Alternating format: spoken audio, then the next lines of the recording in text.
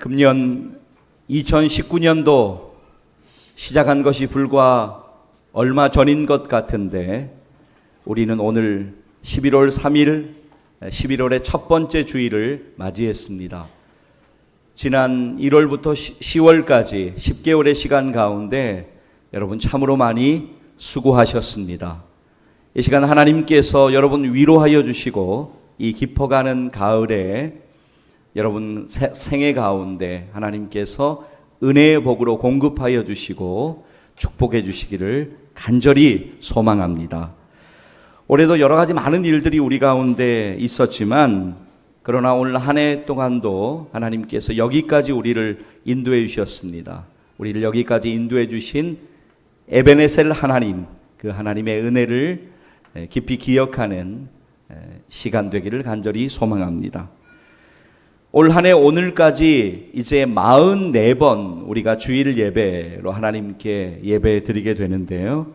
귀한 은혜 주시고 또 지난 10개월의 시간 가운데 저와 여러분의 가정 가운데 여러분의 사업과 직장과 일터와 하는 모든 일들 가운데 하나님 은혜 주셨음에 참으로 감사드립니다. 우리가 우리 힘으로 살아가는 것 같지만 그러나 그것은 커다란 착각입니다. 하나님이 은혜 주시지 않으셨으면 오늘 이 시간까지 우리는 결코 나올 수가 없었습니다. 지난 주일에 우리가 추수감사주일로 하나님의 은혜 한 해를 돌아보며 감사하는 시간을 가졌는데 오늘 이 시간 다시 한번 여러분과 함께 이런 고백했으면 좋겠습니다. 모든 것이 하나님의 은혜입니다 라고 하는 고백인데요. 제가 먼저 하면 여러분이 크게 한번 따라해 주시면 감사하겠습니다. 모든 것이 하나님의 은혜입니다. 모든 것이 하나님의 은혜입니다. 다시 한번 크게 고백하십시다. 모든 것이 하나님의 은혜입니다. 모든 것이 하나님의 은혜입니다. 할렐루야. 네. 그렇습니다. 모든 것이 하나님의 은혜입니다. 오늘 고린도전서를 기록한 사도 바울, 그도 그에게 일어난 모든 일들이 하나님의 은혜임을 깨달았습니다. 사도 바울이 그처럼 위대한 사도가 된 것, 하나님의 일을 이방인의 사도로 감당할 수 있었던 것, 하나님의 전적인 은혜임을 그는 고백하고 있습니다. 오늘 사도 바울은 하나님의 은혜에 대해서 이야기하면서 그래서 오늘 본문에서 내가 모든 사도보다 더 많이 수고하였으나 라고 고백하는 장면이 나옵니다. 여러분, 사도 바울의 예수 믿고 난 이후의 삶의 여러 여정들을 보면 참으로 거의 초인적이다 그렇게 이야기할 수가 있겠습니다. 안디옥 교회를 개척해서 선교적 교회로 크게 부흥시켰습니다. 기독교를 유럽에 전한 최초의 역사적 인물이기도 합니다. 온갖 고생을 다하고 숱하게 매를 맞고 감옥에 여러 번 갇히고 복음을 전하다가 결국 순교를 당하게 됩니다. 다른 사람들 볼 때는 참 억울한 인생을 살았다 이야기할 수 있겠지만 그는 그의 인생이 참으로 영광스럽게 살았다라고 고백하고 있습니다. 매일매일의 삶 가운데 기쁨으로 하나님께 감사드릴 수 있었던 이유가 있었다면 하나님이 그에게 주신 그 은혜를 깨달았기 때문입니다. 바울은 하나님의 은혜를 깨닫고 살았습니다. 그러기에 바울의 삶은 기뻐할 수 있었고 감사할 수 있었고 절대적인 헌신이 가능했던 것입니다. 종교개혁가 마틴 루터는 이렇게 우리에게 말합니다. 하나님의 은혜는 마른 땅을 적시는 여름날의 소낙비와 같다. 여러분, 만일 여름철 소낙비가 내리지 않는다면 대지도 초목도 메마르고 시들고 말 것입니다. 오늘 사도 바울이 은혜를 강조하는 것은 자신이 바로 하나님의 은혜를 풍성하게 경험했기 때문입니다. 사랑하는 여러분, 이 깊어가는 가을의 시간 가운데 그리고 여러분의 남은 생애의 시간 가운데 풍성한 하나님의 은혜를 더욱 경험하고 싶지 않으십니까? 그렇다면 오늘 우리가 기억해야 되는 세 가지의 중요한 사실이 있습니다. 첫째, 하나님의 은혜를 고백해야 합니다. 모든 것이 하나님의 은혜로 진행되고 있습니다. 지금까지 하나님의 은혜로 살았습니다라고 하는 고백이 우리 가운데 반드시 필요합니다. 이 고백은 믿음으로 드릴 수가 있습니다. 저 유명한 음악가 하이든, 오스트리아 출신 작곡가로 오라토리오 천지창조를 작곡했습니다. 천지창조는 그가 66세 되던 해 지나온 생애를 회고하면서 하나님의 은혜가 얼마나 감사한지 창세기를 기초로 해서 곡 하나를 써내려가기 시작합니다. 날마다 기도하며 곡을 써내려갑니다. 곡이 완성된 후에 한 번은 이런 일이 있었습니다. 사람들이 천지창조 연주를 부탁하면서 하이든 이렇게 그의 이름을 외쳤다고 합니다. 그가 이렇게 대답합니다. 여러분, 잠깐만 하늘을 보십시오. 고개를 들고 위대하신 하나님을 찬양합시다. 모든 게 하나님이 주신 은혜입니다. 나는 아무것도 한 게 없습니다.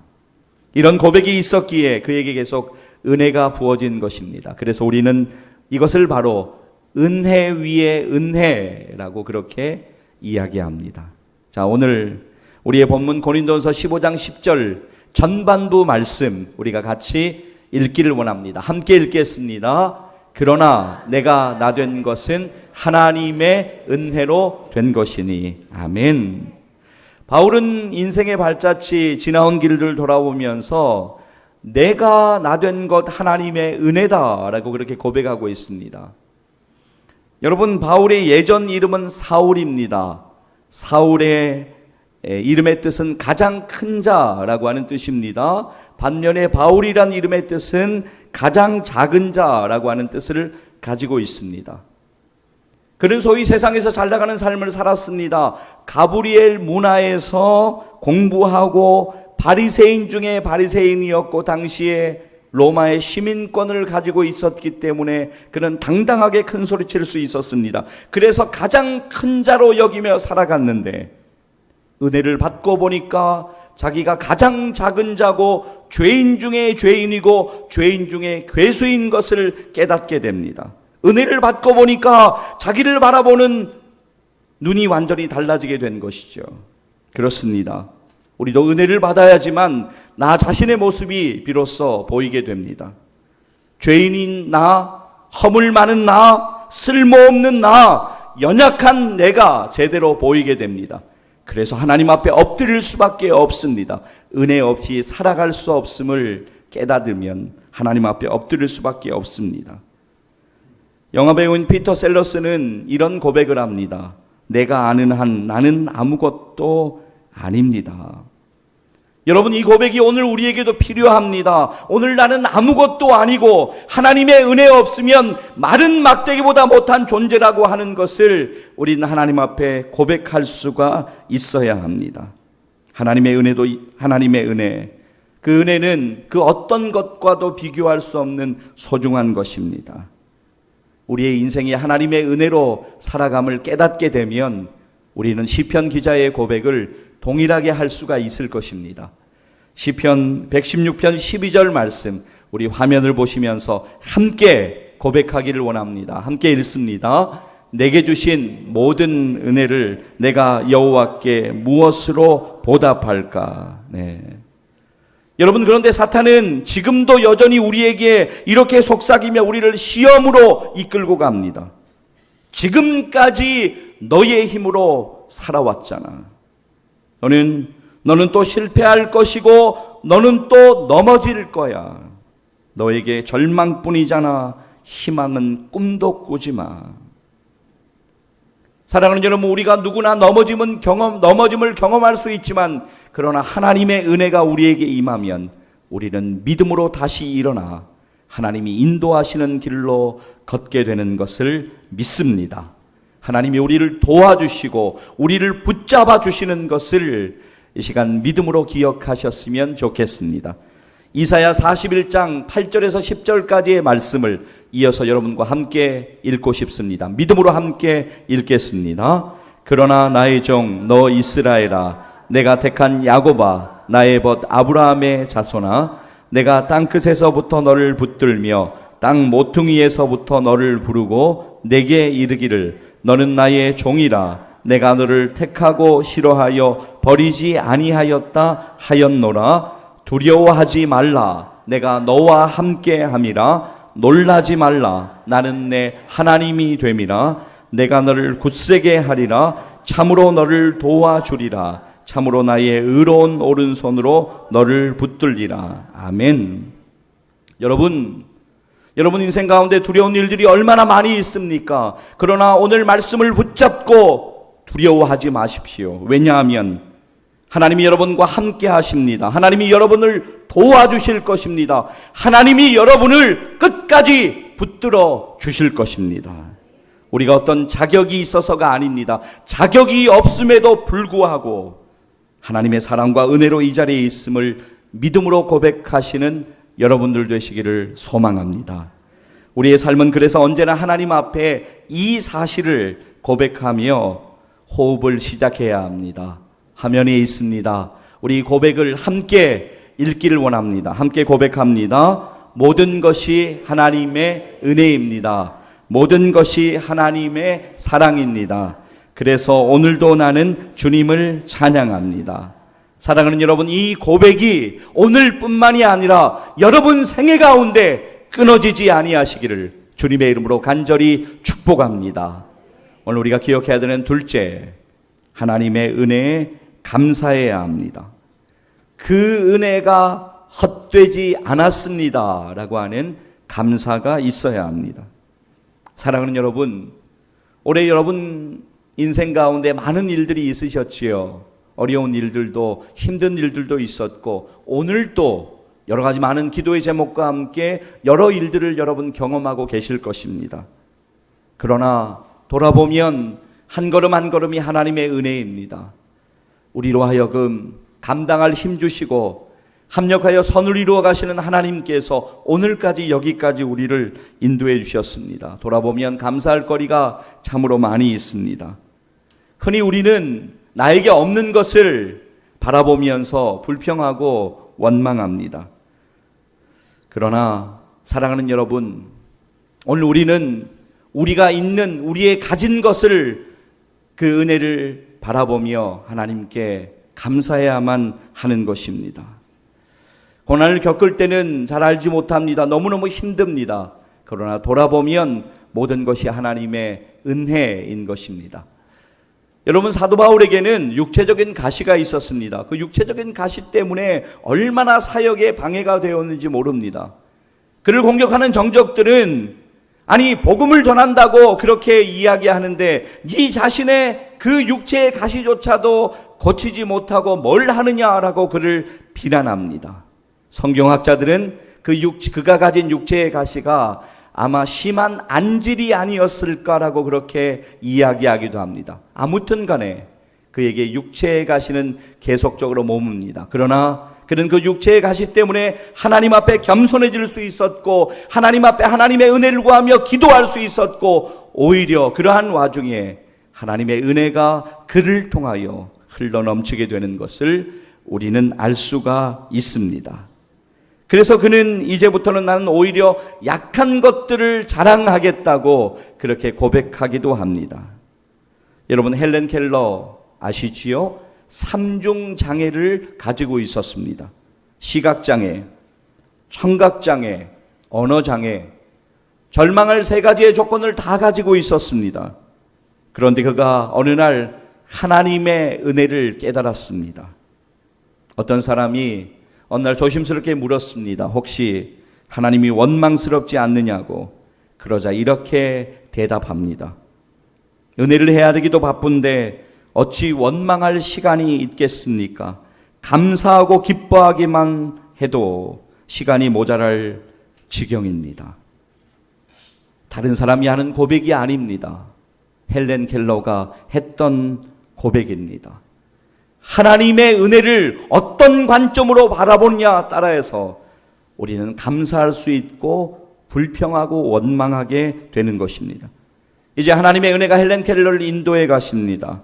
마침내 장애인 체체로 하버드 대학에서 교육을 받을 수 있었고 사회복지하는 일에 하나님의 귀한 쓰임을 생애 가운데 받게 됩니다. 고난이 너무나 컸지만 그 고난으로 인하여 하나님의 은혜를 더 깊이 경험하게 된 것입니다. 사랑하는 여러분, 오늘 여러분 가운데 많은 일들이 있으실 것입니다. 우리가 오늘 하나님께 기도한다고 해도 그 문제가 당장 해결이 안 될 수 있습니다. 어려움은 계속 지속될 수 있습니다. 그러나 우리의 감사는 그 가운데에서 고백되고 하나님을 향하여 감사해야 되는 것입니다. 왜냐하면 우리의 복잡한 상황들, 우리의 복잡한 모든 일을 통하여 하나님 우리를 연단시켜 가시고 우리의 믿음을 성장시켜 가시고 결국은 우리 가운데 하나님의 은혜를 허락하시기 때문입니다. 우리를 빚어가시는 거예요. 예수 그리스도의 형상으로 우리를 빚어가시는 하나님의 은혜를 우리는 기억할 필요가 있습니다. 로마서 8장 29절 말씀을 보면 성경은 이렇게 말씀합니다. 전반부 우리 함께 읽겠습니다. 하나님이 미리 아신 자들을 또한 그 아들의 형상을 본받게 하기 위하여 미리 정하셨으니. 아멘. 여러분 다시 한번 주목하여 보십시오. 아들의 형상을 본받게 하기 위하여. 그렇습니다. 하나님께서 우리에게 고난을 주실 때도 있고 또 그 고난을 이겨나갈 힘을 주시지만 그 모든 일들을 통하여 우리가 더욱더 예수 그리스도를 닮아가도록 은혜 주시는 것을 기억하시기를 바랍니다. 이제 오늘 우리의 본문 고린도전서 15장 10절 중간 부분 보시면 성경은 이렇게 말씀합니다. 화면에 있는 부분 같이 읽겠습니다. 내게 주신 그의 은혜가 헛되지 아니하여. 아멘. 결코 내게 주신 하나님의 은혜는 헛되지 않았습니다. 하나님의 은혜로 내가 만들어졌습니다 라고 하는 귀한 고백인 것입니다. 영국의 트렌치 감독의 말을 여러분 한번 들어보십시오. 어떤 사람은 자기의 가는 평탄한 길에 조그만 구렁텅이만 있어도 하나님을 원망하고 사람을 원망한다. 또 어떤 사람은 자기의 가는 험하고 캄캄한 길에 조그만 빛만 비추어도 하나님이 주시는 자비로우신 빛이라 하여 감사의 기도를 드린다. 화려한 궁전에 살면서도 삶이란 왜 이렇게 괴로우며 기쁜 일은 하나도 없느냐고 얼굴을 찡그려 불평하는 사람이 있으며 작은 오막살이에 살면서도 우리를 지키시는 하나님 아버지의 한없는 은혜와 사랑을 진심으로 감사하는 사람이 있다. 여러분은 어떤 종류의 사람이 되고 싶으십니까? 환경에 따라서 날마다 좌우되고 요동치는 사람이 되고 싶으십니까? 아니면 상황과 환경을 초월해서 하나님의 은혜를 기억하고 하나님의 은혜에 감사하며 은혜 위에 은혜를 경험하는 사람이 되고 싶으십니까? 그래서 오늘 우리는 하나님의 은혜를 기억하며 그 은혜에 감사하며 이렇게 기도해야만 하는 것입니다. 화면에 기도문이 준비되어 있습니다. 기도하는 마음으로 우리 함께 읽겠습니다. 하나님, 내가 오늘 하나님의 은혜로 살아가게 하심을 감사드립니다. 그리고 나의 남은 생의 시간 동안 하나님의 은혜로 살아가기를 원하오니 나의 삶을 하나님의 은혜로 채워 주시옵소서. 아멘. 이러한 믿음의 감사와 기도를 여러분 일평생 가운데 끊임없이 드리시기를 주님의 이름으로 간절히 축복합니다. 셋째, 우리가 기억해야 될 것, 하나님의 은혜를 붙잡아야 합니다. 우리가 하나님께 가까이 나와야 돼요. 여러분, 우선순위가 바뀌면 우리의 인생은 혼란을 경험합니다. 방황을 경험합니다. 우리의 영적인 집은 서서히 무너지기 시작합니다. 우선순위가 절대로 바뀌지 않아야 합니다. 이것은 여러분들에게 적용되는 말씀이고 여러분들 온 가족들과 자녀들에게도 적용되는 말씀입니다. 우선순위가 바뀌어지면 절대로 안 됩니다. 하나님을 가까이 하는 것. 여러분 야고보서 4장 8절 말씀 우리 같이 한번 읽기를 원합니다. 함께 읽겠습니다. 하나님을 가까이 하라. 그리하면 너희를 가까이 하시리라. 아멘. 하나님을 가까이 하고 하나님의 은혜를 붙잡는 것이 무엇보다도 중요합니다. 이제 오늘 우리의 본문 고린도서 15장 10절 끝부분 보시면 사도 바울이 이렇게 고백하고 있습니다. 함께 읽겠습니다. 내가 한 것이 아니요 오직 나와 함께 하신 하나님의 은혜로다. 아멘. 오늘 우리가 호흡하고 살아가는 것은 철저한 하나님의 은혜입니다. 운이 아닙니다. 하나님의 은혜로 오늘 우리가 여기 앉아서 함께 예배드리고 있는 것입니다. 하나님의 은혜로 오늘도 호흡합니다. 하나님의 은혜로 오늘도 예배드립니다. 하나님의 은혜로 오늘도 믿음으로 일어납니다. 오직 하나님의 은혜로 우리가 살아감을 믿는다면 우리는 하나님의 은혜를 오늘 예배를 통하여 다시 믿음으로 붙잡아야 합니다. 그 은혜를 붙잡으면 우리는 다시 기도할 수 있습니다. 다시 일어날 수가 있습니다. 우리를 구원하신 하나님의 은혜, 우리가 십자가 은혜를 믿음으로 구원받았지만 그조차도 하나님이 주신 은혜인 것을 성경은 곳곳에서 증거하고 있습니다. 우리 한 절만 읽기를 원합니다. 에베소서 2장 8절 말씀 우리 한 목소리로 읽습니다. 너희는 그 은혜에 의하여 믿음으로 말미암아 구원을 받았으니 이것은 너희에게서 난 것이 아니요 하나님의 선물이라. 아멘. 정말 우리가 가만히 생각해 보면 여러분 한번 생각을 해 보십시오. 내가 어떻게 예수 믿었나? 내가 어떻게 이렇게 신앙생활을 하고 있나? 그런 생각이 들 때가 있습니다. 여러분이 자격이 되어서 여러분이 어떤 시험을 보고 여러분이 어떤 일로 이렇게 된 것입니까? 아닙니다. 전적인 하나님의 은혜라고 밖에 고백할 수 없습니다. 그 하나님의 은혜를 붙잡고 그 하나님의 은혜를 의지하면 하나님은 그 은혜를 깨닫게 하시고 우리의 삶을 인도해 나가실 것을 믿습니다. 여러분의 힘으로는 할 수가 없어요. 내가 그냥 결단합니다. 그래, 내가 하나님의 은혜 붙들고 살아야지.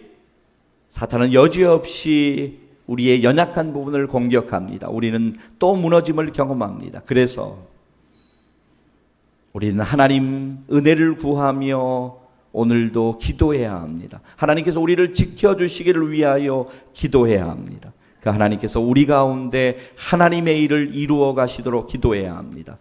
빌립보서 1장 6절은 이렇게 말씀합니다. 함께 읽겠습니다. 너희 안에서 착한 일을 시작하신 이가 그리스도 예수의 날까지 이루실 줄을 우리는 확신하노라. 아멘. 여러분의 결심과 의지로 되는 것이 아닙니다. 하나님이 지켜주셔야 합니다. 하나님 나라에 들어가는 그 시간까지 하나님의 은혜로 우리를 인도해 주셔야만 되는 것입니다. 사랑하는 여러분, 하나님의 은혜를 믿음으로 붙잡으십시오. 그러면 우리는 하나님의 은혜를 반드시 경험하게 될 것입니다. 한 사람이 감옥에 갇혀서 억울하게 12년 동안 옥살이를 합니다. 주위의 사람들이 저 사람의 인생은 이제 끝났다, 12년 일하니 라고 이야기합니다. 그러나 그는 그렇게 생각하지 않았습니다. 감옥에 갇혀있는 것이 참으로 시련이고 그에게 치욕이었지만 그는 기도하면서 하나님이 그에게 무언가 일을 시작하실 것이라는 믿음이 분명하게 있었습니다. 하나님의 은혜 가운데 그는 글을 써내려가기 시작합니다. 그리고 마침내 기독교 불멸의 고전인 철로역정을 썼습니다. 그가 바로 철로역정의 저자인 존 번연입니다. 여러분, 때로 우리가 감당하기 어려운 고난 때문에 힘듦을 경험하기도 하지만 바로 그 자리에서 바로 그 시간 가운데 하나님의 은혜를 붙잡을 수 있다면 우린 하나님의 공급하시는 은혜를 경험하게 될 것입니다. 여러분, 이스라엘 백성들 광야의 힘든 여정을 경험할 때 하나님 그 위험한 광야의 모든 여정을 하나님께서 인도해 주셨습니다. 매일 아침마다 만나를 내려주셔서 양식 걱정하지 않고 살게 하셨습니다. 낮에는 구름 기둥 보내셔서 내려지는 햇빛과 광야의 열기를 막아주시며 그들을 인도하셨고, 밤에는 불기둥을 보내셔서 추위로부터 지켜 따뜻하게 그들을 안아주시고 지켜주셨습니다. 물을 쉽게 구할 수 없는 광야였지만 반석에서 물이 터져나오게 하셔서 그들의 마른 목을 축이게 하셨습니다. 신명기 29장을 보면 광야 생활을 하는 동안에 한 사람도 굶어 죽거나 영양실조에 걸리지 않았고 그들의 옷이 낡지 않았고 신이 헤어지지 아니했다라고 성경은 증언하고 있습니다. 광야 생활은 날마다 놀라운 기적의 연속이었습니다. 하나님께서 그들과 함께 하신 증거였습니다. 사랑하는 여러분, 이스라엘 백성들을 40년간 광야에서 인도하신 그 하나님의 은혜, 그리고 사도 바울에게 임하신 그 하나님의 은혜, 그 은혜는 오늘 말씀을 듣는 저와 여러분 우리들에게 동일하게 임하는 은혜임을 믿습니다. 은혜 주시는 하나님, 그 은혜를 우리가 믿음으로 붙잡기를 간절히 소망합니다. 그래야 사도 바울처럼 나의 나 된 것은 하나님의 은혜라고 고백하는 저와 여러분 되시기를 주님의 이름으로 간절히 축복합니다. 존 비비어 목사님은 은혜라고 하는 그의 저서에서 이렇게 말합니다. 은혜야말로 빛나는 그리스도인의 삶의 원천이다.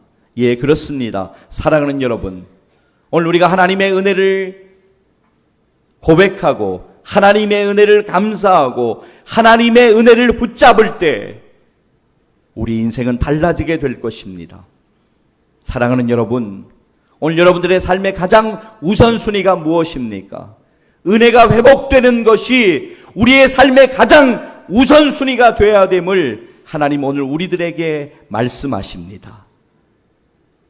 은혜를 잃어버리는 자리로 나아가지 마십시오. 은혜를 회복하는 자리로 나오시기를 간절히 소망합니다. 이 깊어가는 가을, 그리고 남은 여러분들의 생애 가운데 만물을 새롭게 하시는 하나님의 새로운 창조를 통하여 여러분의 아픔과 고통의 자리가 기쁨의 자리로, 찬송의 자리로 변해가기를 간절히 소망합니다. 슬픔이 변하여 기쁨이 되고, 눈물이 변하여 찬송이 되고, 절망이 변하여 소망이 되는 역사가 있기를 간절히 축복합니다. 내 힘으로 내 능력으로는 아무것도 할 수 없지만 하나님이 우리 가운데 임하시면, 하나님이 은혜 주시면 하나님의 놀라운 일들이 우리의 생애 가운데 경험되어질 것을 믿습니다. 사랑하는 성도 여러분, 하나님이 허락하신 이 아름다운 가을, 하나님의 은혜가 여러분 심령에 회복되고 하나님의 놀라운 은혜를 더욱더 경험하시기를 은혜의 근원 되시는 예수님의 이름으로 간절히 축원합니다. 기도하시겠습니다.